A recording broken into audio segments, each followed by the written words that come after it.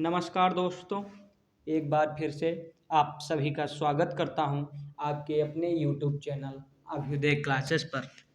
दोस्तों, जैसा कि आपकी आगामी परीक्षा यूपी ट्रिपल एससी पीईटी का एग्ज़ाम आने वाली 15 और 16 अक्टूबर 2 दिन चलेगा, जिसके लिए बहुत ज़्यादा इम्पोर्टेंट रहने वाला जो टॉपिक है मैं लेकर आया हूँ करंट अफेयर्स।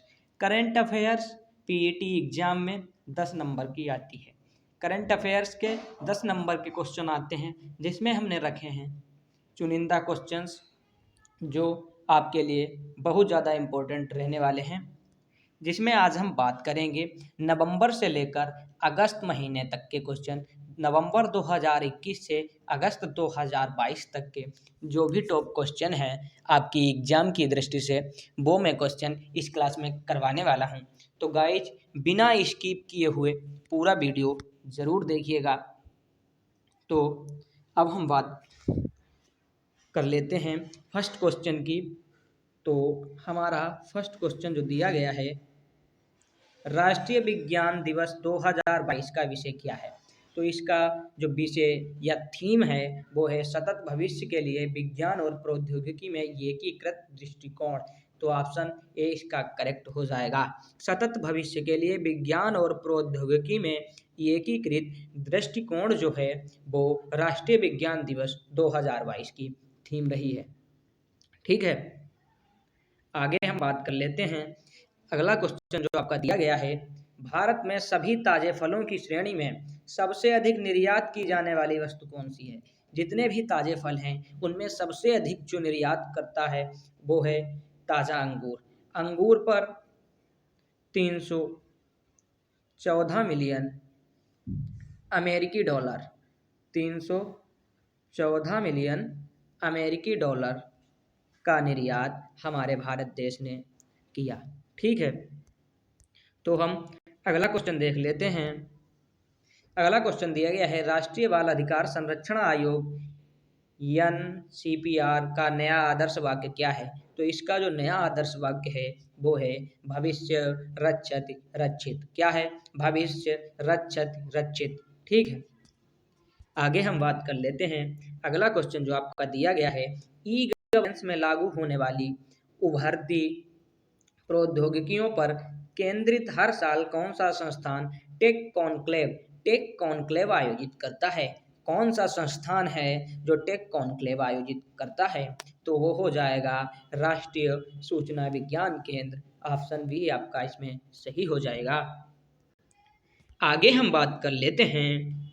अगला क्वेश्चन दिया गया है, केंद्र सरकार ने किस प्रकार के राष्ट्रीय ध्वज निर्माण और आयात की अनुमति दी है? तो केंद्र सरकार ने किस प्रकार के राष्ट्रीय ध्वज निर्माण और आयात की अनुमति दी है? तो पॉलिएस्टर झंडे को। किसको दी है? पॉलिएस्टर झंडे को। ठीक है, अगला क्वेश्चन देख लेते हैं। अगला क्वेश्चन आपका दिया गया है, किस संस्था ने यूक्रेन के खिलाफ आक्रामकता नामक प्रस्ताव को अपनाया? Number B UNGA. किसने? यूएनजीए। अगला क्वेश्चन हमारा दिया गया है, किस प्रकार के युद्धपोते शॉकवेव के बाद ऑक्सीजन खाने वाली आग का गोला बनाते हैं? तो वो हैं थार्मोवेरिक युद्ध सामग्री। थार्मोवेरिक युद्ध सामग्री जहाँ बनती है वहीं आपके बनाए जाते हैं क्या? वैक्यूम बम। वैक्यूम बम, वैक्यूम बम क्या बनाए जाते हैं? वैक्यूम बम। आगे हम बात कर लेते हैं। अगला क्वेश्चन आपका दिया है, किस केंद्रीय मंत्रालय ने स्वदेश दर्शन पुरस्कार का गठन किया है? तो किस केंद्रीय मंत्रालय ने स्वदेश दर्शन पुरस्कार का गठन किया है? तो इसमें जो आपका करेक्ट आंसर रहने वाला है वो है ऑप्शन नंबर बी, पर्यटन मंत्रालय। पर्यटन मंत्रालय ने स्वदेश दर्शन पुरस्कार का गठन किया है। अगला क्वेश्चन जो आपका दिया है, पूछा गया है, हाल ही में खबरों में रहे नोटपेटा और हार्मेटिक वाइपर किस क्षेत्र से जुड़े हैं? तो ये आपके जुड़े हैं साइबर सुरक्षा से। किससे जुड़े हैं? साइबर सुरक्षा से। ऑप्शन बी आपका सही हो जाएगा। अगला क्वेश्चन हम देख लेते हैं। अगला क्वेश्चन दिया गया है, करेवा उपजाऊ जलोढ़ मिट्टी के निपेक्ष किस राज्य केंद्र शासित प्रदेश। यहाँ पर आपको बहुत ध्यानपूर्वक समझना होगा, नहीं तो बच्चे देखते ही उत्तर प्रदेश, पश्चिम बंगाल में या बिहार नहीं पढ़ते हैं, सीधा पश्चिम बंगाल पर आंसर ठोक देते हैं। लेकिन आपको ध्यानपूर्वक पढ़ना है। केंद्र शासित प्रदेश दिया गया है तो आप यहाँ पर जम्मू और कश्मीर पर टिक करेंगे और यही आपका करेक्ट आंसर हो जाएगा।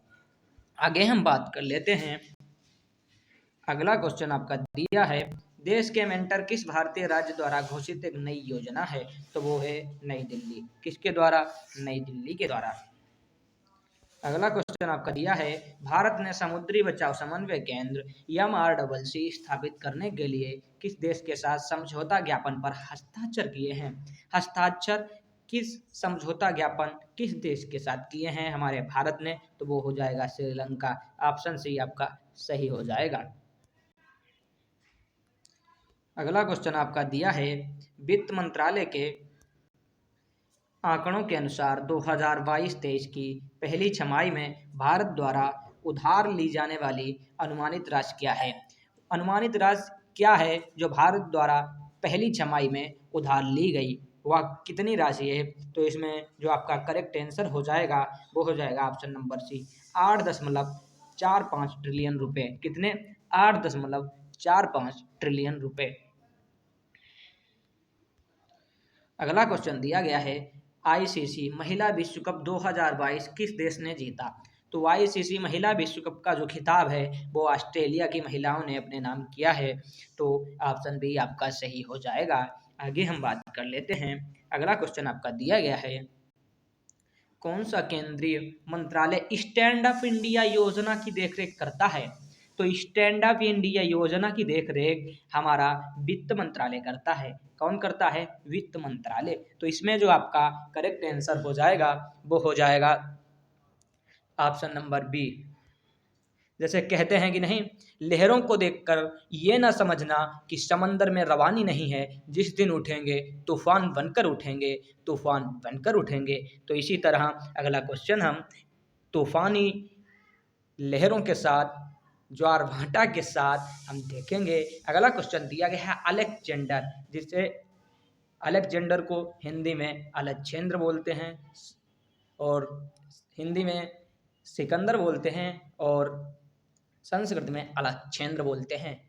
और अलेक्जेंडर वुशिक को किस देश के राष्ट्रपति के रूप में फिर से चुना गया? अलेक्जेंडर वुशिक को किस देश का राष्ट्रपति चुना गया? तो इसमें जो आपका करेक्ट आंसर हो जाएगा वो हो जाएगा ऑप्शन नंबर बी, सर्बिया के राष्ट्रपति जो नए चुने गए हैं वो हैं अलेक्जेंडर वुशिक जी।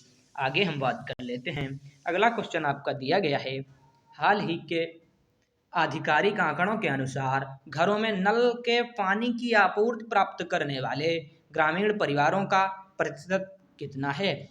तो ग्रामीण परिवारों का प्रतिशत जो है वो है 48%। कितना है? 48%। 48% ग्रामीण लोग अपने जल की पूर्ति को नलों द्वारा करते हैं। आगे हम बात कर लेते हैं। अगला क्वेश्चन आपका दिया गया है, किस संस्थान ने 4 वर्षीय स्नातक कार्यक्रम के लिए FYUGP के लिए एक मसौदा पाठ्यचर्या ढांचा और क्रेडिट प्रणाली विकसित की है? तो इसमें जो आपका करेक्ट आंसर हो जाएगा वो है ऑप्शन नंबर बी, UGC ने। किसने की है? UGC ने। अगला क्वेश्चन आपका दिया है, पूछा गया है, वित्तीय वर्ष 2021-22 में भारत का व्यापार घाटा कितना है? तो इसमें जो आपका करेक्ट आंसर हो जाएगा 192.41 बिलियन। ठीक है, USD 192.41 बिलियन। ठीक है, जो कि 87.5% बढ़कर के हुआ है। 87.5% बढ़कर के हुआ है। कितना हुआ है? 192.41 बिलियन। ठीक है, अगला क्वेश्चन जो दिया है हम देख लेते हैं। बुका, बुका जो खबरों में रहा, यह एक शहर है। बुका शहर जो है वो किस देश में स्थित है? तो इसमें जो आपका करेक्ट आंसर हो जाएगा वो है ऑप्शन नंबर बी यूक्रेन। कहाँ है? वो है यूक्रेन। प्रेजेंट टाइम में यूक्रेन और रसिया यानी रूस की तनातनी की चल रही है, जिसमें कोई भी हार मानकर बैठने वालों में से नहीं है। पिछले 3-4 महीनों से यूक्रेन और रसिया के बीच युद्ध चल रहा है। ठीक है। और अगला क्वेश्चन जो हमारा है, हम देख लेते हैं। अगला क्वेश्चन आपका दिया गया है, कचरा मुक्त शहरों। यहाँ पर आपको बहुत ध्यान से पढ़ना होगा, शहरों या ग्रामीण। ठीक है, तो कचरा मुक्त शहरों के लिए राष्ट्रीय व्यवहार परिवर्तन संचार ढांचा किस योजना के तहत शुरू किया गया है? तो हो जाएगा आपका स्वच्छ भारत मिशन शहरी 2.0। क्या हो जाएगा? स्वच्छ भारत मिशन 2.0। यदि यहाँ पर शहरों की बजाय ग्रामीण क्षेत्र दिया गया होता तो आपका फर्स्ट ऑप्शन करेक्ट हो जाता, स्वच्छ भारत मिशन ग्रामीण 2.0। इसीलिए यहाँ पर जो सेकंड ऑप्शन है आपका यही एप्लीकेबल होगा। अगला क्वेश्चन हम देख लेते हैं। अगला क्वेश्चन जो आपका दिया गया है, कोकबोरोक भारत के किस राज्य का लिंगुआ फ्रैंका है? तो ये है आपका त्रिपुरा का। कहाँ का है? त्रिपुरा का। और बात करें त्रिपुरा की राजधानी कहाँ है, तो वो है अगरतला। त्रिपुरा की जो राजधानी है वो है अगरतला। क्या है त्रिपुरा की राजधानी? अगरतला। अब बात करें लिंगुआ फ्रैंका की, तो लिंगुआ फ्रैंका एक ऐसी भाषा है जहाँ की मूल भाषाएं भिन्न होती हैं, अलग अलग होती हैं। तो उन भाषाओं को एक तरीके से बोलने के लिए लिंगुआ फ्रैंका नामक भाषा का यूज किया जाता है। वो हमारे भारत के त्रिपुरा राज्य में प्रयुक्त की जाती है। अब हम बात कर लेते हैं अगले क्वेश्चन की। अगला क्वेश्चन आपका दिया गया है, कौन सा केंद्रीय मंत्रालय डिजिटल कॉमर्स के लिए ओपन नेटवर्क ओएनडीसी के पायलट चरण से जुड़ा है? तो वो हो जाएगा आपका ऑप्शन नंबर ए वाणिज्य और उद्योग मंत्रालय। क्या हो जाएगा? वाणिज्य और उद्योग मंत्रालय इसमें करेक्ट आंसर हो जाएगा। आगे हम बात कर लेते हैं। अगला क्वेश्चन दिया गया है, RSF 2022 world press freedom index में भारत की रैंक क्या है? तो भारत की 150वीं रैंक आई। इससे पिछले वर्ष इसकी रैंक जो थी वो थी 142, यानी 142वीं रैंक इससे पिछले वर्ष भारत की थी। और इस बार 150वीं रैंक आई। किसमें आई? RSF 2022 world press freedom index. ठीक है, वर्ल्ड प्रेस फ्रीडम इंडेक्स में भारत की 150वीं रैंक आई। अगला क्वेश्चन दिया गया है, भारतीय रेलवे द्वारा शुरू की गई थीम पर आधारित पर्यटक सर्किट ट्रेनों का नाम क्या है? तो भारतीय रेलवे द्वारा जो नई थीम पर आधारित पर्यटक सर्किट ट्रेन है उसका नाम जो रखा गया है वो रखा गया है भारत गौरव ट्रेनें। क्या रखा गया है? भारत गौरव ट्रेनें। तो इसमें जो आपका करेक्ट आंसर हो जाएगा वो हो जाएगा ऑप्शन नंबर ए। अगला क्वेश्चन देख लेते हैं। हाल ही में आईसीसी द्वारा जारी वार्षिक टेस्ट रैंकिंग में भारत किस प्रारूप में शीर्ष पर है? तो हम बता दें आपको 2020, ठीक है, जिसे हम T20 क्रिकेट बोलते हैं। T20 इंटरनेशनल क्रिकेट में किसने कप्तानी की थी? तो वो भारतीय कप्तान रोहित शर्मा नजर आए। कौन थे? रोहित शर्मा। रोहित शर्मा ने इस बार इंटरनेशनल T20 की कप्तानी की थी। ठीक है, अगला क्वेश्चन आपका दिया गया है, सरकार ने राष्ट्रीय युवा नीति के मसौदे की समीक्षा की है जिसे किस वर्ष अनुमोदित किया गया है? तो इसमें जो आपका करेक्ट आंसर हो जाएगा वो हो जाएगा 2014 में। सरकार ने राष्ट्रीय युवा नीति के मसौदे की समीक्षा में अनुमोदित 2014 में किया है। किसमें किया है? 2014 में। अगला क्वेश्चन आपका दिया गया है, कौन सा देश प्रतिवर्ष 9 मई को अपना विजय दिवस मनाता है? तो वो हो जाएगा आपका रसिया। रसिया मतलब रूस। रूस प्रतिवर्ष 9 मई को अपना विजय दिवस मनाता है। ठीक है, अगला क्वेश्चन दिया गया है, कौन सा देश 2022 में 24वें ग्रीष्मकालीन बधिर ओलंपिक का मेजबान बनेगा? तो इसमें जो आपका करेक्ट आंसर होगा वो होगा option number B Brazil. Brazil 24वें ग्रीष्मकालीन बधिर ओलंपिक का मेजबानी करेगा। ठीक है, अगला क्वेश्चन आपका दिया है, कौन सा संस्थान भारत में आवधिक श्रम बल सर्वेक्षण के परिणाम जारी करता है? तो इसमें जो आपका करेक्ट आंसर हो जाएगा राष्ट्रीय सांख्यिकी कार्यालय। ये क्वेश्चन आपकी पीईटी एग्जाम के लिए बहुत ज़्यादा इम्पोर्टेंट है, इसलिए इस क्वेश्चन को आप लोग स्टार्ट कर लेंगे, क्योंकि इसमें यह समझना है कि बच्चे अधिकतर इसी क्वेश्चन में गलती करेंगे, ये मेरा मानना है। क्योंकि यहाँ पर श्रम बल सर्वेक्षण दिया गया है और बच्चे श्रम और रोजगार मंत्रालय तुरंत टिक कर देंगे, लेकिन यहाँ पर ध्यान देने वाली बात है कि राष्ट्रीय सांख्यिकी कार्यालय इसके परिणाम जारी करता है, ना कि श्रम और रोजगार मंत्रालय। ठीक है, तो इसमें आपका जो करेक्ट आंसर है वो है ऑप्शन नंबर ए, राष्ट्रीय सांख्यिकी कार्यालय। अगला क्वेश्चन आपका दिया गया है, किस संस्थान ने AI फॉर एवरेज शीर्षक से AI की मूल बातें पर एक पुस्तक जारी की है? तो वो है इंडियाई ने। इंडियाई ने हाल ही में अपना दूसरा वर्षगांठ 30 मई को मनाया। कब मनाया? 30 मई को। दूसरी वर्षगांठ अपनी 30 मई को मनाई। किसने? इंडियाई ने। सेकेंड एनिवर्सरी इंडियाई ने 30 मई को मनाई। ठीक है, अगला क्वेश्चन आपका दिया गया है, जेन नेक्स्टर डेमोक्रेसी नेटवर्क किस संस्था द्वारा आयोजित का एक कार्यक्रम है? तो वो हो जाएगा आपका इसमें ऑप्शन नंबर ए, भारतीय संस्कृति संबद्ध परिषद ने डेमोक्रेसी नेटवर्क संस्था का आयोजन किया। अगला क्वेश्चन हम देख लेते हैं। अगला क्वेश्चन जो आपका दिया गया है, पूछा है प्रशांत मौसम का पहला तूफान अगाथा हाल ही में किस देश में आया? तो वो किस देश में आया? तो वो आया है मैक्सिको में। कहाँ आया? मैक्सिको में। ऑप्शन सी इसका करेक्ट आंसर हो जाएगा। बात हम कर लेते हैं जिनेवा स्थित मार्टिन एनल्स फाउंडेशन द्वारा किस भारतीय व्यक्तित्व को सम्मानित किया गया? तो वो किसे सम्मानित किया गया? पिता स्टैन स्वामी जी को। पिता स्टैन स्वामी जी को जिनेवा स्थित मार्टिन एनल्स फाउंडेशन द्वारा सम्मानित किया गया, जो कि एक भारतीय व्यक्ति हैं। ठीक है, अगला क्वेश्चन हम देख लेते हैं।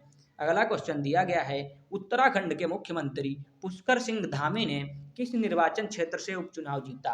तो वो हो जाएगा चंपावत। चंपावत से इन्होंने 55,000 से अधिक मतों से 55,000 से अधिक मतों से उपचुनाव जीता। किसने? पुष्कर सिंह धामी जी ने, जो कि आपके चीफ मिनिस्टर हैं उत्तराखंड के। ठीक है, आगे हम बात कर लेते हैं। विश्व पर्यावरण दिवस 2022 का विषय क्या है? जो विश्व पर्यावरण दिवस 2022 में मनाया गया, इसकी जो थीम है वो है केवल एक पृथ्वी। तो आपका ऑप्शन बी करेक्ट हो जाएगा, केवल एक पृथ्वी। इसकी थीम है केवल एक पृथ्वी। और प्रतिवर्ष पर्यावरण दिवस जो मनाया जाता है वो मनाया जाता है 5 जून को। कब मनाया जाता है? 5 जून को। अगला क्वेश्चन हम देख लेते हैं। अगला क्वेश्चन दिया गया है, किस देश ने अंटार्कटिक संधि के पक्षकारों की 10 दिवसीय बैठक की मेजबानी की? तो कौन सा देश है जिसने अंटार्कटिक संधि के पक्षकारों की 10 दिवसीय बैठक की मेजबानी की? तो इसमें जो आपका करेक्ट आंसर हो जाएगा वो हो जाएगा option number B, Germany. Germany ने अंटार्कटिक संधि के पक्षकारों के 10 दिवसीय बैठक में मेजबानी करी। ठीक है, अगला हमारा क्वेश्चन दिया गया है, भारत नेपाल द्विपक्षीय समझौते के तहत किस राज्य में FSSAI की राष्ट्रीय खाद्य प्रयोगशाला का उद्घाटन किया गया? तो किस राज्य में किया गया? बिहार में किया गया। ठीक है, बिहार में ये मनसुख मंडाविया के द्वारा किया गया। किसके द्वारा? मनसुख मंडाविया के द्वारा। मनसुख मंडाविया द्वारा भारत नेपाल द्विपक्षीय समझौते के तहत FSSAI की राष्ट्रीय खाद्य प्रयोगशाला का उद्घाटन किया गया, और जो कि हमारे राज्य बिहार में किया गया। अगला क्वेश्चन जो आपका दिया गया है, किस देश ने वैश्विक पहल life style for the environment movement की शुरू की? लाइफ की फुल फॉर्म इसमें लिखी गई है, life style for the environment. ठीक है, मूवमेंट की शुरुआत किस देश ने की? तो वो हो जाएगा हमारा भारत। भारत में इसकी शुरुआत भारत के यशस्वी प्रधानमंत्री माननीय श्री नरेंद्र मोदी जी द्वारा इसका उद्घाटन किया गया। आगे हम बात कर लेते हैं। अगला क्वेश्चन दिया गया है, हाल ही में प्रधानमंत्री द्वारा लॉन्च किए गए आज़ादी का अमृत महोत्सव आकाम डिजाइन के सिक्कों की अनूठी विशेषता क्या है? तो इनकी एक विशेष गुण है, इन सिक्कों का एक विशेष पहलू है कि ये सिक्के दृष्टिबाधित लोगों के लिए अनुकूल हैं। मतलब जो नेत्रहीन व्यक्ति हैं वो इन सिक्कों की अपने हाथ में पकड़कर पहचान कर सकते हैं कि सिक्का कितने का है, 10 का है, 2 का है या 5 का है या 20 का है। इस तरीके से दृष्टिबाधित अनुकूल सिक्कों की डिजाइन रखी गई। ठीक है, अगला क्वेश्चन देख लेते हैं। हाल ही में खबरों में रहा कैपस्टोन किस अंतरिक्ष एजेंसी के द्वारा प्रक्षेपित किया गया? तो ये किसके द्वारा किया गया? इसमें आपका जो ऑप्शन करेक्ट हो जाएगा, ऑप्शन ए नासा के द्वारा। अब बात करें कैपस्टोन की, तो कैपस्टोन की जो फुल फॉर्म होती है cislunar autonomous positioning system technology operations and navigation experiment. क्या होती है? Cislunar autonomous positioning system technology operations and.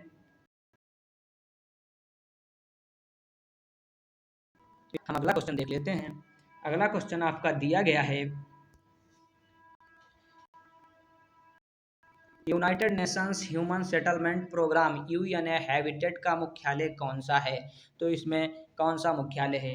तो इसमें जो आपका ऑप्शन करेक्ट होगा, option number A Nairobi. Nairobi United Nations human settlement programme का मुख्यालय है। ठीक है, अब हम अगला क्वेश्चन देख लेते हैं।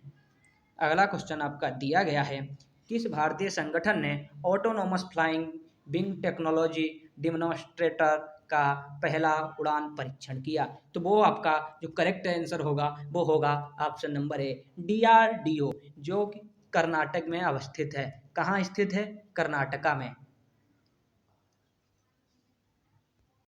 ठीक है, आगे हम बात कर लेते हैं। अगला जो क्वेश्चन दिया गया है, नेशनल हेल्थ क्लेम एक्सचेंज को किन संस्थानों द्वारा स्थापित करने का प्रस्ताव किया गया है?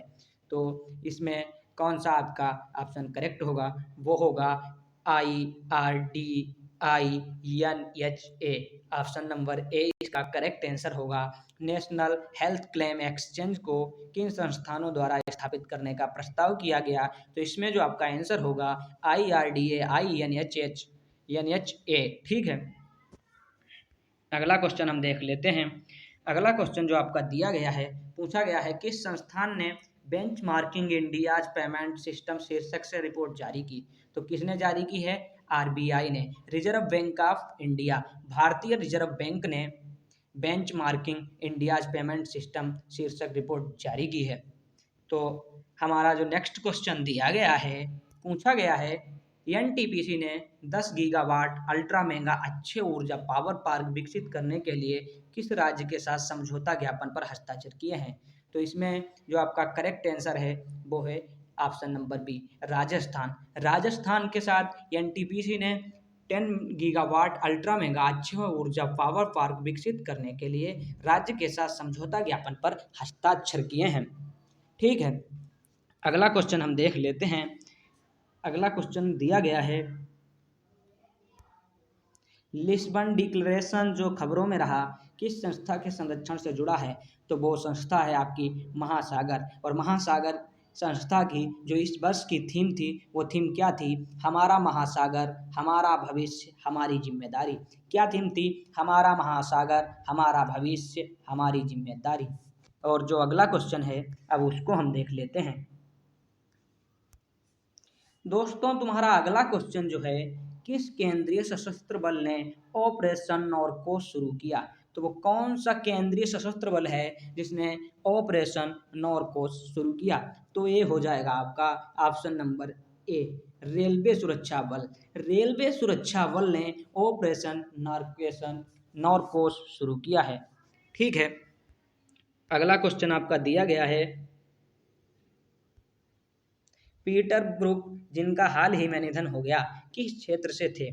किस क्षेत्र से थे पीटर ब्रूक? तो ये थे आपके रंगमंच से। किससे जुड़े हुए थे? रंगमंच से, जिनका 97 वर्ष की उम्र में 97 वर्ष की उम्र में निधन हो गया, जो कि 20वीं सदी के महानतम थिएटर निर्देशक थे। रंगमंच के निर्देशन करने वाले 20वीं सदी के महानतम पीटर ब्रूक, जिनका निधन 97 वर्ष की उम्र में हो गया। ठीक है, अगला क्वेश्चन आपका दिया गया है, एफसीआरए नियमों में हालिया संशोधन के अनुसार विदेश में रहने वाले रिश्तेदार भारतीयों को किस सीमा तक पैसा भेज सकते हैं? तो इसमें जो आपका करेक्ट आंसर होगा ऑप्शन नंबर बी, कितने? 10 लाख। 10 लाख रुपए विदेश में रहने वाले व्यक्ति जो आपके रिश्तेदार हैं वो आपको भेज सकते हैं। ठीक है, अगला क्वेश्चन आपका जो दिया गया है, पूछा गया है, पीची वन्यजीव अभयारण्य जहां एक नई बांध प्रजाति देखी गई किस राज्य में है? तो पीची वन्यजीव अभयारण्य जहां एक नई प्रजाति देखी गई तो वो केरल में है। कहाँ है? केरला में है, जो कि TNHS वैज्ञानिकों के द्वारा देखी गई। किनके द्वारा देखी गई? TNHS साइंटिस्ट के द्वारा देखी गई। TNHS के वैज्ञानिकों द्वारा ये प्रजाति देखी गई। बात करें अगले क्वेश्चन की, तो अगला क्वेश्चन आपका दिया गया है, logistics data bank LDB project जो खबरों में रहा किस मंत्रालय से संबंधित है?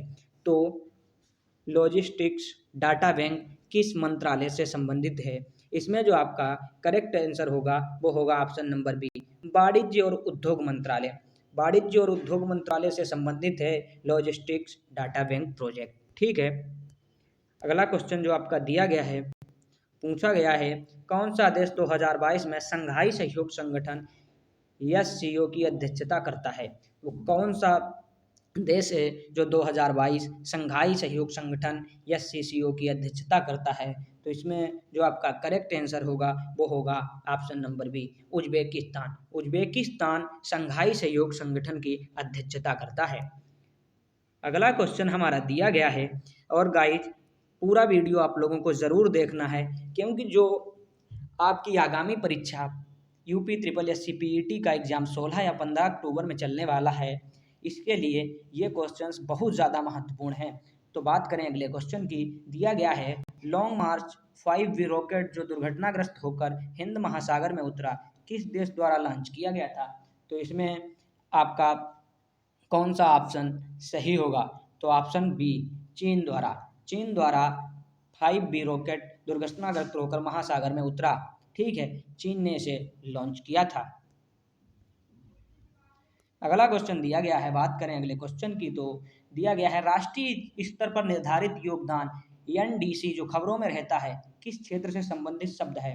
तो NDC निर्धारित योगदान ये किस क्षेत्र से संबंधित है? तो इसमें जो आपका करेक्ट आंसर होगा जलवायु परिवर्तन, क्लाइमेट चेंजिंग। ठीक है, जलवायु परिवर्तन से संबंधित है। अगला क्वेश्चन हमारा दिया गया है, पहले अगला क्वेश्चन देख लेते हैं। दिया गया है, ready for next programme. Ready for next programme किस दूरसंचार ऑपरेटर की एक नई पहल है? तो किसकी है एक नई पहल रेडी फॉर नेक्स्ट प्रोग्राम? तो इसमें जो आपका करेक्ट ऑप्शन होगा वो होगा ऑप्शन नंबर बी, BI का। किसका? BI का। अगला क्वेश्चन हमारा दिया गया है, कौन सा देश 2022 के लिए संयुक्त राष्ट्र सुरक्षा परिषद आतंकवाद विरोधी समिति का अध्यक्षता करता है? तो वो कौन सा देश है जो संयुक्त राष्ट्र सुरक्षा परिषद आतंकवाद विरोधी समिति की अध्यक्षता करता है? तो इसमें जो आपका करेक्ट आंसर होगा वो होगा C, Bharat. India is the great country, वो ही आतंकियों का विरोध करने की समिति की अध्यक्षता कर सकता है। हमें भारतीय होने पर गर्व है। ठीक है, चलते हैं नेक्स्ट क्वेश्चन की ओर। अगला क्वेश्चन हमारा दिया गया है, खबरों में रही जस्टिस श्री कृष्णा कमेटी किस बिल से जुड़ी है? जस्टिस श्री कृष्णा कमेटी जो है वो किस बिल से जुड़ी है? तो इसमें जो आपका करेक्ट आंसर होगा वो होगा ऑप्शन नंबर सी, व्यक्तिगत डेटा संरक्षण विधेयक। किससे जुड़ी है? व्यक्तिगत डेटा संरक्षण विधेयक से। अगला क्वेश्चन दिया गया है, तेजस्विन शंकर किस खेल में कॉमनवेल्थ गेम्स में पदक जीतने वाले पहले भारतीय बने? तो किस में इन्होंने कॉमनवेल्थ गेम्स में पदक जीता? तो ये हो जाएगा आपकी ऊंची कूद। और कौन सा पदक जीता इन्होंने? कांस्य पदक जीता। कौन सा पदक जीता? कांस्य पदक जीता। इन्होंने 2.22 मीटर हाई जंप में भारत को कांस्य पदक दिलाया। इससे पहले ये राष्ट्रीय स्तर पर 2.29 मीटर हाई जंप में नेशनल चैंपियन खिलाड़ी बने थे। ठीक है, आगे हम बात कर लेते हैं इस सीरीज की। और ये जो क्वेश्चन दिया गया है, पूछा गया है किस भारतीय कंपनी ने सेनेगल स्थित baobab mining and chemicals corporation में हिस्सेदारी हासिल की। तो इसमें जो आपका करेक्ट आंसर होगा वो होगा ऑप्शन नंबर ए, कोरोमंडल इंटरनेशनल लिमिटेड। क्या होगा? Coromandel international limited. तो दोस्तों आज के लिए सिर्फ इतना ही, और आशा करता हूँ आप लोगों को ये क्लास अच्छी लगेगी, और हमारे चैनल को सब्सक्राइब करें, लाइक करें, शेयर करें फ्रेंड सर्किल में। Thank you.